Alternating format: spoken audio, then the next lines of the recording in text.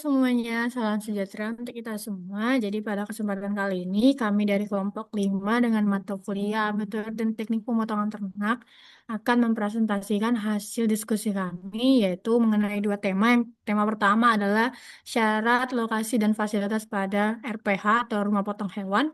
Yang kedua adalah proses pemotongan sapi di rumah potong hewan.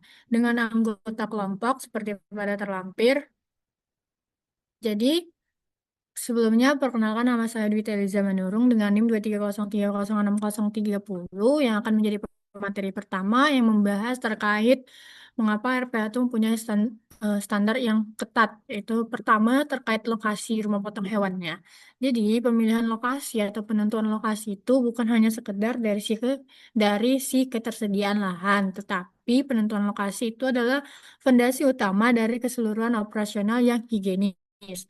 Nah, keputusan awal ini dia menentukan apakah si RPA itu kelayakan operasional dan viabilitasnya dalam jangka panjang terkait fasilitas. Pertama adalah sanitasi. Jadi si sanitasi ini dia mencegah kontaminasi silang sejak dari luar RPH hingga ke akhir proses RPH.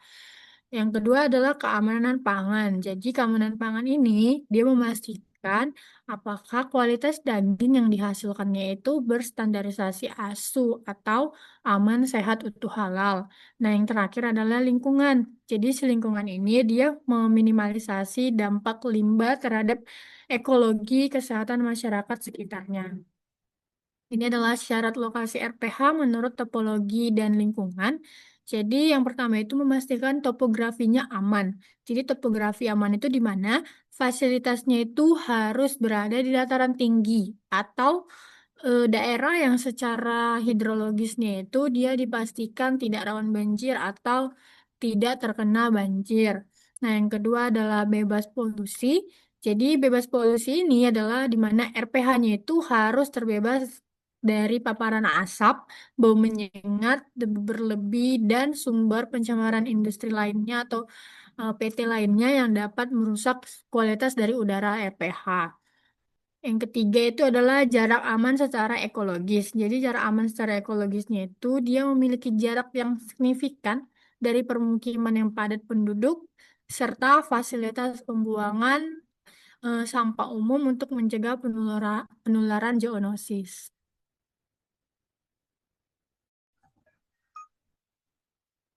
Baiklah, saya akan melanjutkan. Perkenalkan, nama saya Yusuf Panda Samosir dengan NIM 2303022.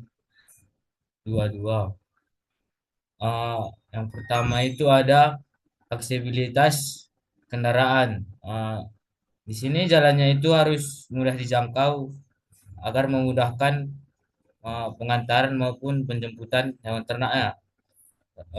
Dan kendaraan yang memadai untuk kelancaran distribusi ternak. Selanjutnya itu ada suplai air yang terjamin.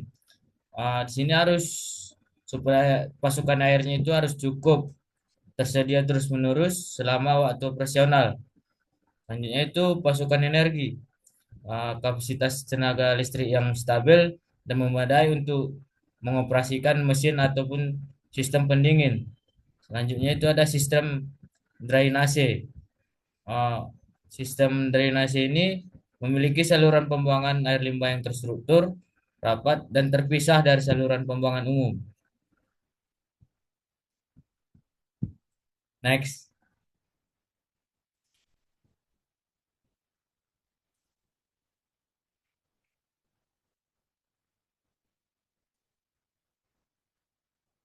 Selanjutnya itu ada tata letak dan zonasi lingkungan RPH.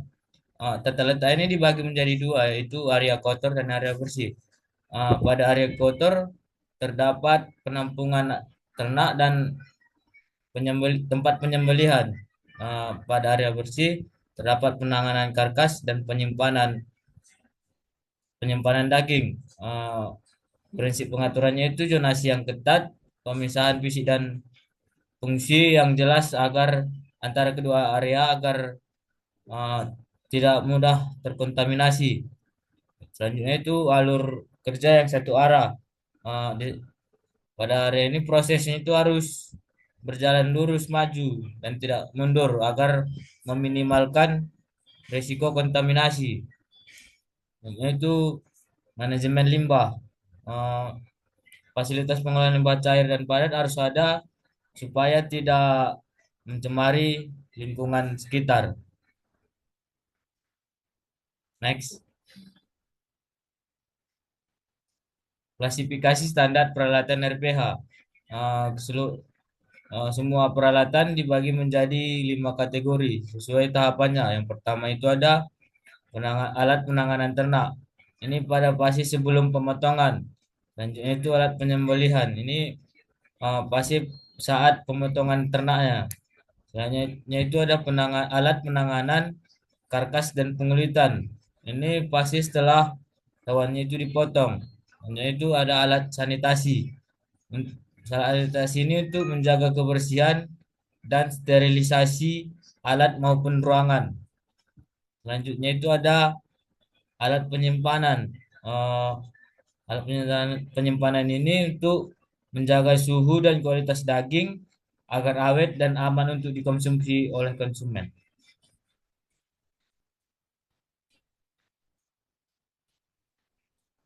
Baik, perkenalkan nama saya Raitsana Mira Hakim dengan NIM 230306051. Di sini saya akan menjelaskan alat-alat apa saja yang terdapat pada penanganan ternak atau prapemotongan. Peralatan ini direkayasa khusus untuk menjaga kesejahteraan hewan atau animal welfare dan meminimalisasi stres sebelum proses penyembelihan. Adapun alat-alat yang terdapat yaitu kandang penampungan atau layrage, yang mana ini merupakan area istirahat optimal untuk memulihkan kondisi fisik ternak setelah transportasi. Selanjutnya ada loading ramp atau jalur landai dengan tingkat kemiringan yang aman untuk memfasilitasi penurunan ternak tanpa cedera. Selanjutnya ada jalur penggiringan atau ridge, yang merupakan lorong sempit terarah untuk menentukan ternak secara teratur, untuk menuntun ternak secara teratur dan mencegah pergerakan liar. Selanjutnya ada restraining box atau kotak perbah, yang mana ini untuk memposisikan ternak dengan aman dan manusiawi sebelum disembelih. Next.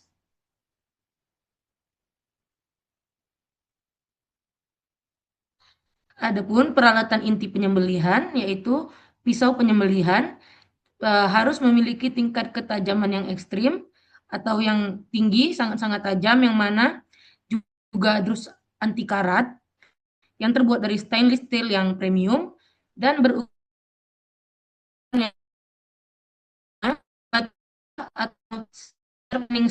atau yang wajib untuk ketajaman saat selanjutnya sterilisator pisau yang merupakan wadah berisi air panas dengan suhu minimal 82 Celcius untuk mensterilisasikan pisau agar memotong ternak. Selanjutnya ada penampung darah yang merupakan fasilitas khusus untuk mengarah agar tidak menggenang dan mencenampung aliran darah agar tidak menggenang dan mencemari lantai atau area utama. Next, ada alat pengulitan dan penanganan karkas, yang mana terdapat pisau pengulitan atau skinning knife, yang mana pisau ini didesain dengan ujung yang tumpul untuk mencegah kerusakan pada kulit maupun jaringan daging. Selanjutnya ada gergaji karkas, yang mana merupakan mesin pemotong bertenaga mekanis untuk membelah tulang karkas secara presisi dan cepat. Ada rel gantung atau overhead rail, yang mana sistemnya ini digantung sentral yang memastikan karkas tetap berada di udara dan mengeliminasi risiko kontaminasi dari lantai. Selanjutnya ada katrol atau hoist, yang sistem mekanisnya itu menarik tugas berat untuk mengangkat karkas dengan aman ke tingkat ketinggian rel gantung. Oke. Baik, sebelum lanjut materi, perkenalkan nama saya Hans Arsenda Girsang dengan NIM 230306069. Materi selanjutnya itu ialah peralatan sanitasi dan kebersihan fasilitas. Di mana sistem penunjang pertahanan ganda yang mutlak diperlukan untuk mempertahankan status higienis (FPH) dan mencegah penumpukan bakteri patogen. Ada beberapa alat yang digunakan untuk sanitasi ini. Yang pertama itu tempat cuci tangan pedal, yaitu wastafel yang dioperasikan dengan injakan kaki atau tanpa sentuhan tangan sama sekali dan dilengkapi sabun disinfektan standar medis. Yang kedua itu selang tekanan tinggi, yaitu peralatan penyemprotan bertenaga besar untuk membersihkan sisa kotoran mikro dari lantai dan dinding secara efektif. Yang ketiga itu steril sterilisator air panas, yaitu generator penyuplai air bersuhu tinggi yang diaktifkan secara berkala untuk membunuh mikroorganisme pada peralatan kerja. Dan yang terakhir itu tempat sampah tertutup, yaitu wadah khusus berbahan anti karat dan kedap udara untuk mengelola limbah padat sementara tanpa menarik perhatian hama. Next. Selanjutnya itu peralatan penyimpanan dan rantai dingin.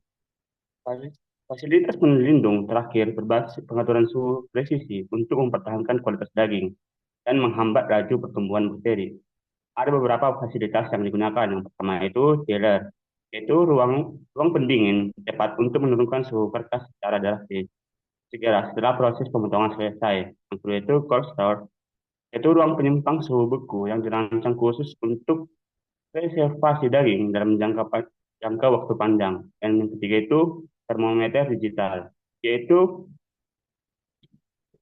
yaitu instrumen kalibrasi tinggi untuk pemantauan suhu ruangan secara real time, konstan, dan akurat. Dan yang terakhir itu rak penyimpanan. Struktur berbahan stainless steel berlapis dengan yang memungkinkan sirkulasi udara dingin merata di seluruh permukaan kertas.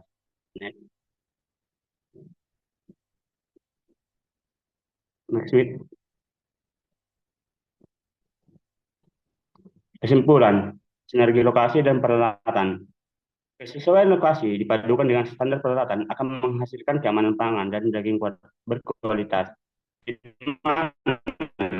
Fondasi lokasi, yaitu RPH, mutlak harus memenuhi standar topografi, kelestarian lingkungan, sanitasi, dan aksesibilitas infrastruktur yang memadai sebagai syarat utama operasional. Integritas peralatan, yaitu seluruh instrumen dan mesin harus dirancang spesifik untuk mendukung alur kerja pemotongan yang higienis, ergonomis, presisi, dan manusiawi.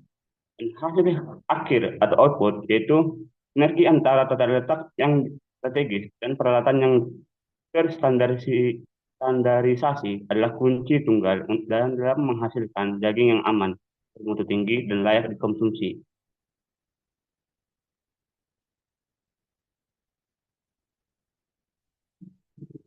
Eh,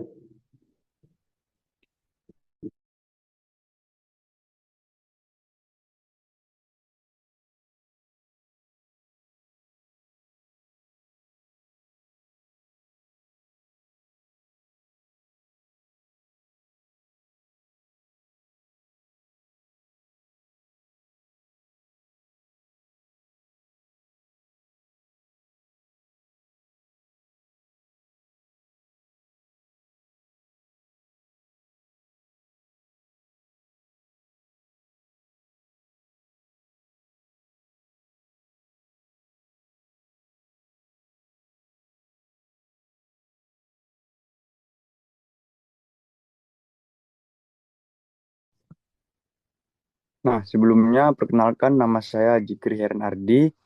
Nah, kali ini dengan NIM 23030631. Nah, kali ini saya akan menjelaskan materi kedua kami yang berjudul proses pemotongan sapi di RPH. Next. Nah, kenapa RPH itu penting banget? Nah, RPH bukan cuma tempat motong, tapi gerbang utama food safety buat kita semua. Nah, yang pertama ada syarat lokasi ideal. Nah, syarat lokasi ideal ini bebas dari daerah rawan banjir, jauh dari polusi, dan pemukiman padat, akses transportasi mulus, suplai air bersih dan listrik jalan terus. Nah, selanjutnya konsep load super ketat. Nah, Konsep ini terbagi menjadi dua, yang pertama zona kotor dan zona bersih. Nah, pemisahan mutlak area bersih dan kotor nggak boleh campur. Satu arah, sapi masuk di depan, daging keluar di belakang. Selanjutnya mencegah bakteri traveling balik ke area bersih, sistem drainase dan pengelolaan limbah mandiri. Next.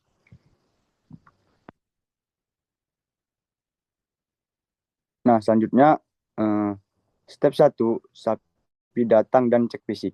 Nah, yang pertama, sapi turun dari truk. Nah, sapi berjalan perlahan melewati loading ramp khusus menuju area istirahat. Yang kedua, kandang penampungan. Kandang penampungan, hewan masuk ke fasilitas penampungan sementara sebelum diperiksa. Selanjutnya ada antemortem cek. Nah, pasien pemeriksaan medis awal. Dokter hewan mengecek fisik dan pergerakan.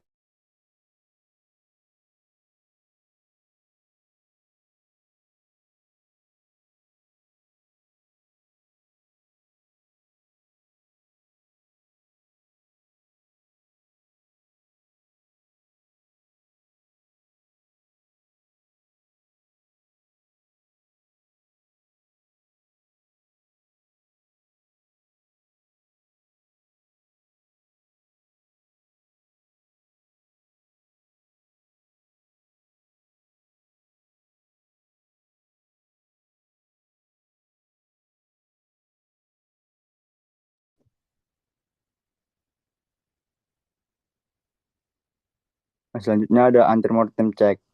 Nah, pasien pemeriksaan medis awal. Yang pertama ada dokter hewan mengecek fisik dan pergerakan sapi. Selanjutnya, sapi sakit atau cacat dan keselamatan konsumen adalah prioritas nomor 1. Nah, selanjutnya akan dijelaskan oleh rekan saya. Baik, selanjutnya saya Putra Ramadan Merpaung, NIM 23030602. Di sini saya akan menjelaskan bagian materi kandang penampungan, di mana kandang penampungan ini sapi harus tenang setelah perjalanan darat supaya sapi tersebut tidak mengalami stres. Nah, sapi yang stres menghasilkan daging yang alot dan berwarna gelap atau DFD. Nah, selanjutnya penggiringan. Mana jalur penggiringan ini didesain khusus tanpa sudut tajam agar sapi berjalan mulus tanpa panik.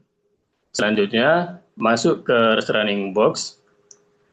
Kotak baja ini menjaga posisi sapi tetap aman dan terkunci, dan juga mencegah sapi memberontak dan melindungi petugas medis, dan juga memastikan proses selanjutnya jauh lebih cepat dan manusiawi. Next.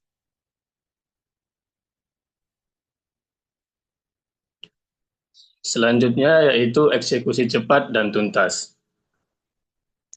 Pada gambar tersebut adalah steril stator. Peralatan super steril menggunakan pisau khusus yang terus diasah tajam, dan juga wajib masuk alat sterilisator air panas secara berkala agar 100% bebas kuman. SOP halal, di mana harus memotong 3 saluran utama, yaitu saluran pernapasan, saluran makan, dan saluran darah dalam satu gerakan kilat. Selanjutnya ada proses bleeding atau pengeluaran darah, di mana darah wajib ditampung dalam wadah tertutup agar tidak mencemari lantai. Dan selanjutnya pengeluaran darah harus tuntas dan maksimal. Adapun fakta yaitu darah yang tersisa di dalam karkas akan menjadi sarang bakteri dan membuat daging cepat busuk. Selanjutnya akan dilanjutkan teman kami.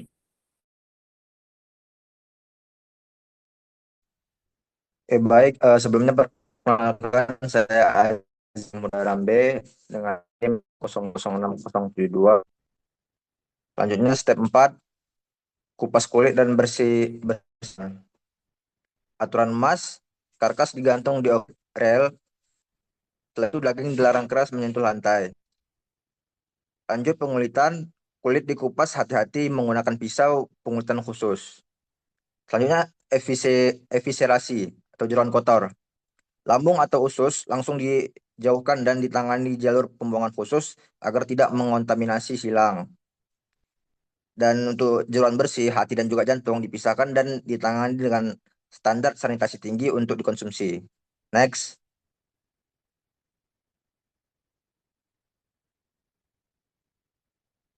Step kelima, finishing karkas dan masuk kulkas raksasa. Pertama itu ada pembelahan mesin menggunakan gergaji karkas. Karkas dibelah menjadi dua sisi, kiri dan kanan, menggunakan gergaji karkas mesin presisi tinggi. Selanjutnya, postmortem dan sanitasi. Dokter hewan melakukan cek ulang kualitas daging secara menyeluruh. Daging dicuci bersih dengan selang tekanan tinggi. Dan juga petugas wajib rutin mencuci tangan di stasiun sanitasi. Dan yang terakhir ada chiller atau cold storage. Karkas digantung di rak khusus di dalam ruangan bersuhu super dingin. Suhu dingin adalah kunci utama untuk menghentikan bakteri berkembang biak sebelum didistribusikan. Next. Simpulannya, semua demi daging asuh. Aman, sehat, utuh, dan halal. Lokasi higienis, aksesibilitas, bebas polusi, air dan listrik stabil. Selanjutnya ada alat steril, gergaji presisi, sterilisator uap, cold storage, SOP ketat, cek anti atau postmortem, alur kerja satu arah, dan juga standar halal. Kualitas daging di piring kita bergantung 100% pada ekosistem RPH.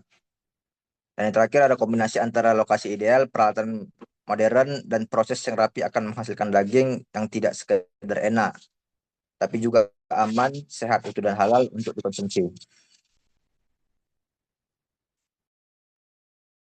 Baik, sekian video presentasi yang dapat kami sampaikan.